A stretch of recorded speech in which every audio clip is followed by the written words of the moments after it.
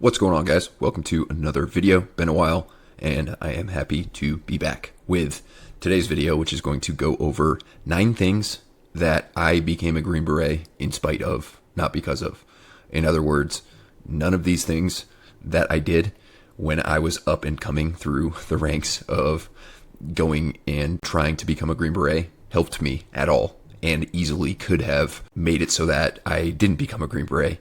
And so my goal is to share them for anyone who is aspiring to be a Green Beret, or really any SOF, so that you can not make these mistakes yourself and be successful and not have to deal with all these things that are potentially going to slow you down and hurt your chances of making it. So if you don't mind taking a second to subscribe to the channel, that would help me reach more people, and I would greatly appreciate that. If you like what you're here, go ahead, leave a comment, and we'll start a discussion in the comments. So let's hop into mistake number 1, which is lack of strength training. I was honestly quite weak when I joined the Army. I had been doing a good amount of lifting in high school. When I first started to get into bodybuilding, I was also lifting for football, and I made a bunch of new begins. So for example, when I started high school, I was about 145 pounds. When I graduated high school, I was about 190 pounds. And most of that was muscle. But once I graduated high school, there were a couple of years between when I graduated high school and when I first went into the Army as an 18 X-ray. I lost a bunch of weight because pretty much all I did was run. I was big time into running. I was running very high mileage. I did some calisthenics. I did some half-assed, haphazard Olympic lifting and a bunch of circuits, but no actual real strength training, like developing strength.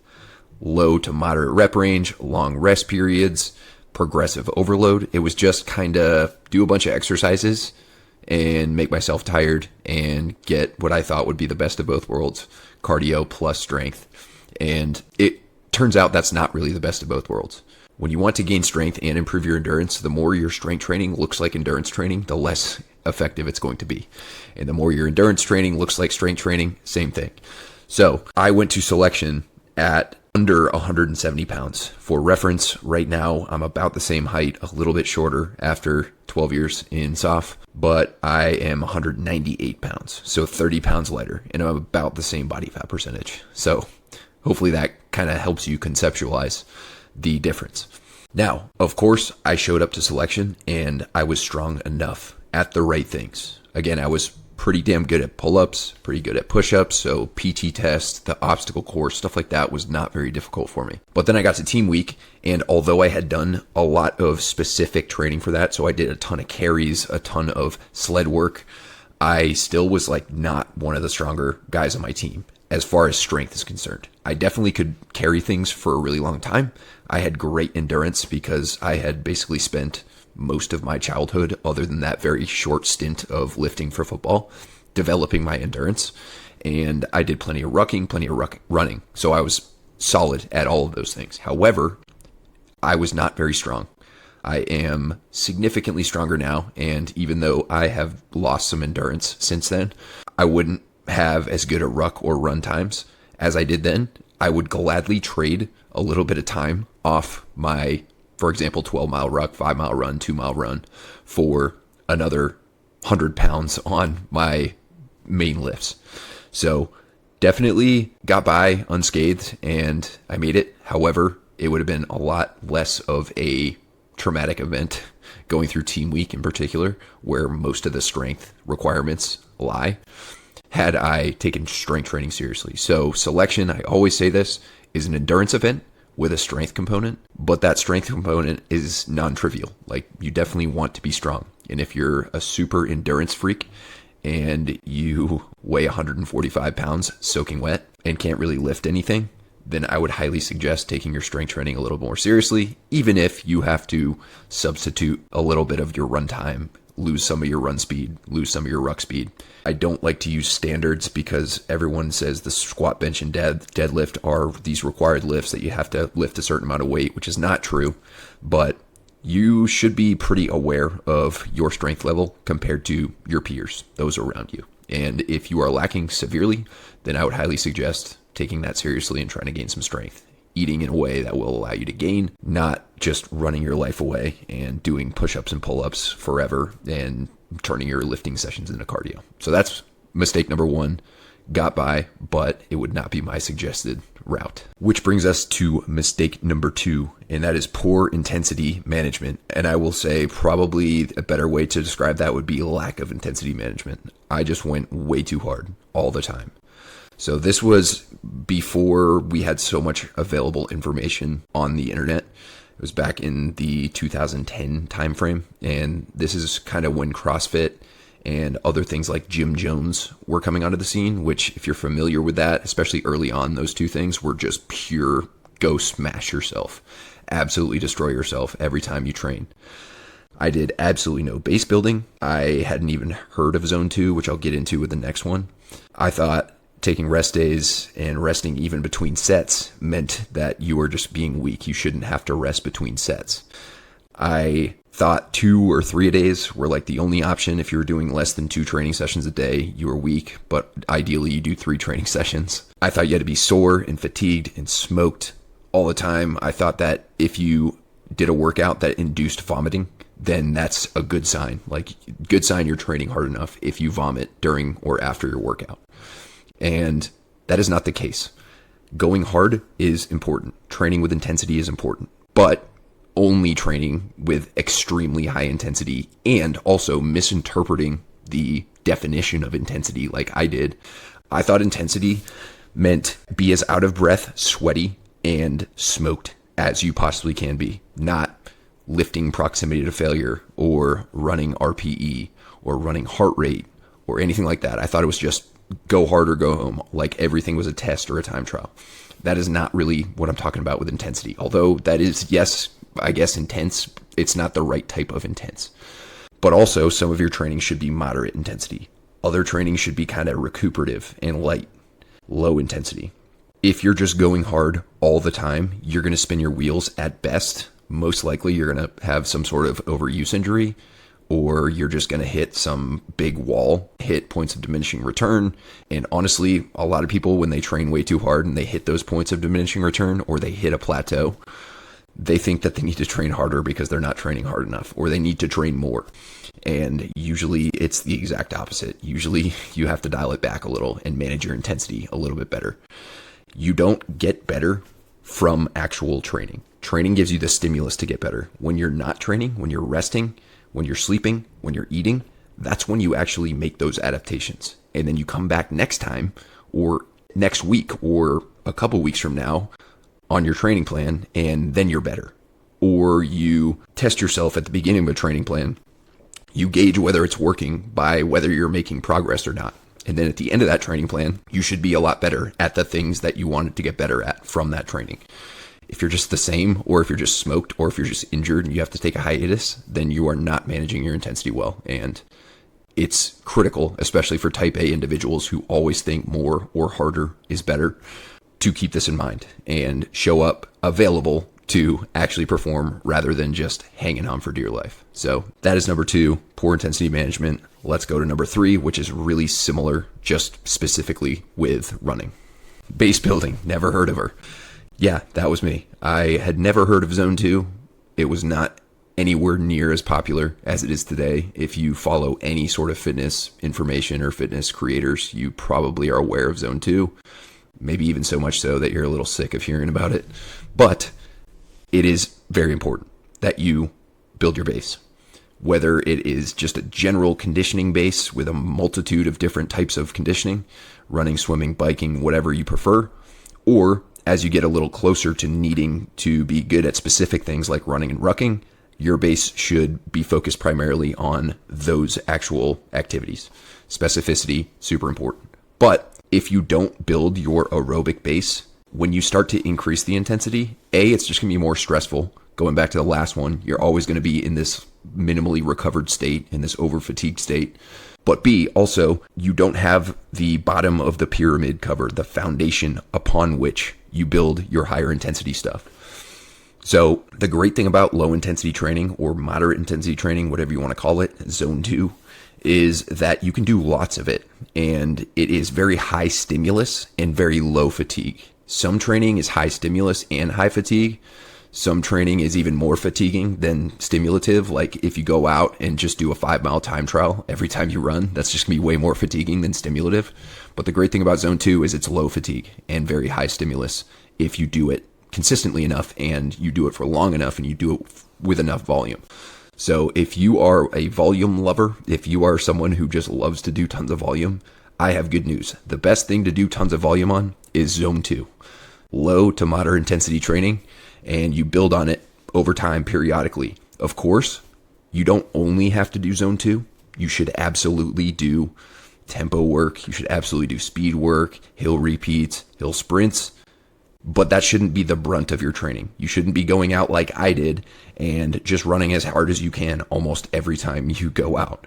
I would do endless amounts of hill sprints. I had this crazy hill near my house where I grew up that I would just go do like 25 sprints on. It was probably about a quarter mile. And I shouldn't even call them sprints. They were more like repeats because I'm not sprinting that fast up a quarter mile hill. And that's super effective training, maybe not 25 of them. But if, like me, the next day you go out and run 5 miles as fast as you can, or 9 miles as fast as you can, or maybe not quite as fast as you can, but very close, not in zone 2, probably zone 3 and zone 4, you are just going to spin your wheels. You're likely to get injured. You're likely to overtrain, and you're also very likely to get frustrated. Now, I got away with this because I grew up doing tons of running. So although I didn't base build properly, I still kind of got a base, like a pseudo base is what I call it. Because I used to run with my dad all the time. And even though we didn't really moderate the intensity because we didn't really know any better, it still kind of worked. And therefore I got away with it. I also just have decent genetics to be good at running. But it wasn't until later in the Q course, in the qualification course before I got to my ODA, where I actually even heard of zone 2 or considered dialing back the intensity a little bit. And luckily I kind of caught it then. I think if I continued to do what I was doing, I probably would not have fared as well. I probably would have hurt myself or just overtrained and really had to take serious time off. But I kind of caught it and I started to do it. And I also was getting more into lifting then. So I found that I couldn't just go hard all the time with my running and also be able to gain strength and recover from that. So it was almost like by default, it fell into my lap and I had to start doing it. So luckily, caught it in time, got by without it being too much of a hindrance, but it would be highly suggested if you are Mr. Intensity and your attitude is that zone 2 or lower intensity training is for the birds. Highly suggest rethinking that. You're going to be way better off. And to add insult to injury, all this ridiculous high intensity, high volume training I was doing, I also was sleeping very, very poorly. So this is the next mistake. Number 4, non-existent sleep hygiene. So what is sleep hygiene? It's essentially doing the right things throughout the day and especially before sleep to set you up for a good night of sleep. Now, I used to always say, I'm just not a very good sleeper. For whatever reason, I can't seem to get good consistent sleep every night. And guess what? Now I know the reason. And that is you can't just be a good sleeper without being a good sleep prioritizer. You have to do the right things throughout the day in order to set yourself up for good sleep. And newsflash, these things are a little bit more effort requiring and sacrifice requiring than just popping a supplement and hoping that supplement overrides all the other terrible things you've done to lead up to that sleep. It's just not how it works. The supplements are effective, but only if you do the right things as well. Only if you have the good sleep hygiene.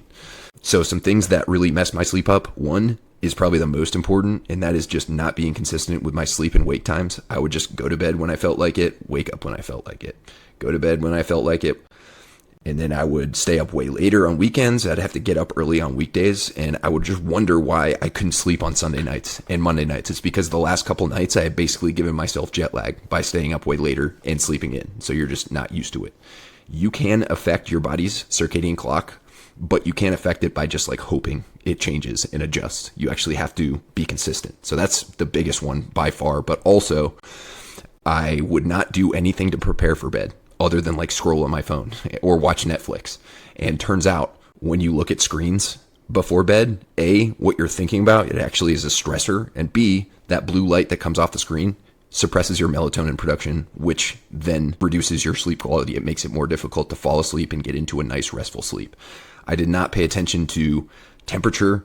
I would just sleep with whatever my thermostat was on. Ideally, you want to be a little bit cooler. You want it to be in the mid 60s, give or take. To fall into a nice restful sleep, your body temperature actually has to drop for you to sleep. But also, I would have caffeine in the afternoon. I would have a monster before I worked out in the evening because, by the way, I was super smashed and always just super fatigued. So I would kind of try and override that with caffeine, pre-workout, whatever it is. And then, yeah, I'd get my workout in, but then I wouldn't be able to sleep after because caffeine takes a while to get out of your system. And then also, I would pretty regularly consume alcohol. And alcohol, although it may make you feel like you're sleeping better, perceive yourself to be sleeping better, it is the exact opposite. Alcohol will sedate you, but it won't actually help you get into a good, solid, restful, recuperative sleep. So I would do that and wouldn't really even think about it. And then I would embarrassingly say, yeah, for some reason, just can't figure it out. I'm not a very good sleeper. Well, what I actually should have been saying is I am not very good at prioritizing sleep, and therefore I don't sleep well. Completely self-induced. Underlying issues aside, if you're not very good at sleeping, if you get shitty, non-restful sleep, it is most often something that you're doing, something that you could do throughout the day or leading into sleep that will help you sleep better. Most people are not willing to do it because it requires sacrifice. It requires sacrificing your late nights. It requires getting the hell off your phone and not staring at it till right before bed. It requires giving up your nightcaps. It requires not having that PM caffeine, but it is highly worth it if you want to recover well. And by the way, you are never too young to start taking this seriously. I thought I was just resilient because I was in my early 20s. And yeah, you are more resilient then. You can get away with more. But being able to get away with something is not the same as something being the best and most optimal for you. So don't sleep on sleep. Take that shit seriously. Do the right things during the day, before bed, and you will find that you feel better and you think more clearly and you recover better and you perform better. Which brings us to number 5, which is character development. Now, I used to think that you were born a certain way and raised a certain way, and that net result is your character. And you're kind of just stuck with these traits. You either got good character traits, you got bad character traits. And although those are certainly factors, your genetics, your nature, your nurture are definitely factors. Don't get me wrong. However, character traits, when you break them down and reverse engineer them, they're just a series of skills. So in order to develop certain traits, you can then develop the skills that are involved in those certain traits. So instead of thinking of them as traits, like you just got it or you don't, think of them as skills.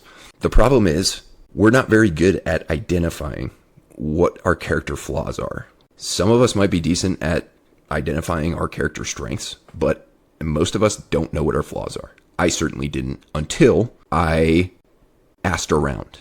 And that's what I would recommend. Everyone has character flaws, and your character flaws will absolutely be a major factor in your success or lack thereof during team week when you're in a team environment. During team week, the entire intent of that is, of course, to make sure you're fit enough and you don't quit, you have fortitude, but it's also to see how you interact with people in a very stressed out state. So if you have these minor character flaws when you're just sitting around comfortable and not stressed out, not a huge deal. But when they are magnified, which is exactly what Team Week does, they could be the difference between you making it and not making it. So the best way to identify them is to ask someone close to you, hey, please give it to me straight. What are 1 or 2 things, maybe 3 things that I could work on as a human? Perhaps you don't make eye contact with someone, or you're very, very reserved and very shy. Nothing wrong with not being super talkative, but if other people perceive you as feeble or apprehensive or unwilling to take charge and unwilling to be assertive, that can be a major problem. So what I did when I first realized that this could be something that I could fix, which, by the way, this was way after I got selected. This was way after I got to group. But when I was being interviewed for a special mission unit in the military, they asked me what my character flaws were, and I could not come up with a good answer for them. So what did they do? They told me to go and talk to my wife. I promise you, if you're married, your wife will be more than happy to let you know what your character flaws are. Absolutely no questions asked. If you're not married, you can ask your brother, your sister, your mom, your dad, your best buddy, whatever it is, someone who's very close to you and someone who can be honest with you and give it to you straight. From there, that's when you have to go to work on fixing them. So you start learning about that character flaw. Maybe you buy some books, maybe you listen to some podcasts, watch some YouTube videos, ChatGPT, whatever it is.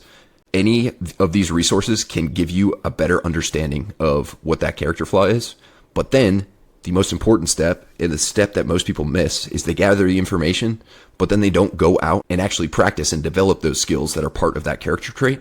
And so they just are aware of it and they know all about it, but they just don't take the action required, which, by the way, is very uncomfortable, which is why most people don't do it. And so they just end up knowing a lot about their character flaw, but not actually improving it. And then team week comes and it rears its ugly head.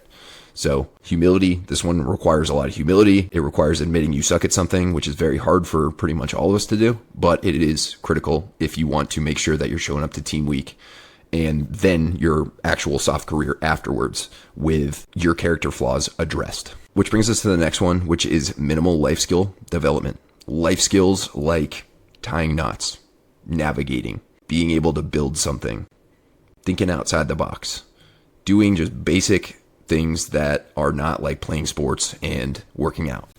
So I grew up in a household that all we did was like sports. Pretty much. I did a little bit of landscaping.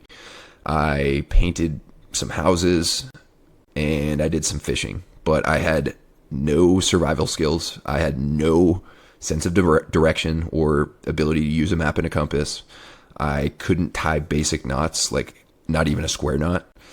And I didn't really spend any time actually producing things and making myself more useful. And if you can be more useful as you go about your soft journey, you are going to be more of an asset. You're going to become more of an asset, less of a liability. So if you kind of grew up in a household that just played sports or that just played video games or that just did other non-useful stuff, then consider becoming more useful. And how do you do that? You go and learn it. There are any number of different resources out there where you can go learn how to land navigate. You can go learn how to tie knots. YouTube is a great resource for that. And then you just buy some rope and practice. You can do other things like maybe learn a little bit about car engines or how to maintain certain machinery or how to chop wood, how to start a fire. Basic life skills that do take a little bit of effort and venturing outside your comfort zone to learn and develop. But all these things will be very, very helpful for you down the line. Maybe not all of them at selection, but at some point, having more skills and being more useful will make you more of an asset to your team. And that's never a bad thing. So consider that if you have a very vanilla skill set, going out and figuring out how to produce things, how to be more useful, and it's going to pay off big time.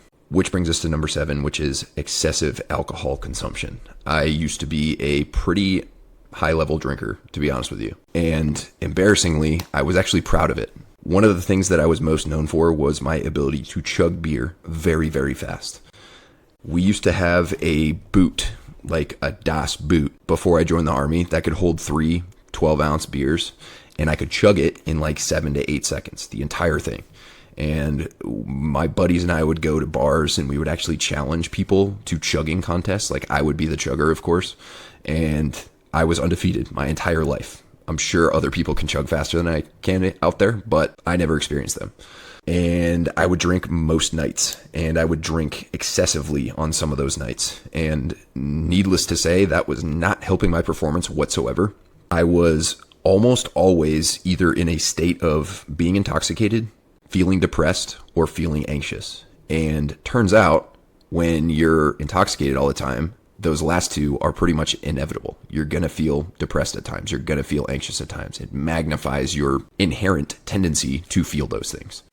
And so, although it absolutely did affect my physical performance quite a bit, now that I don't drink, I can say that with certainty.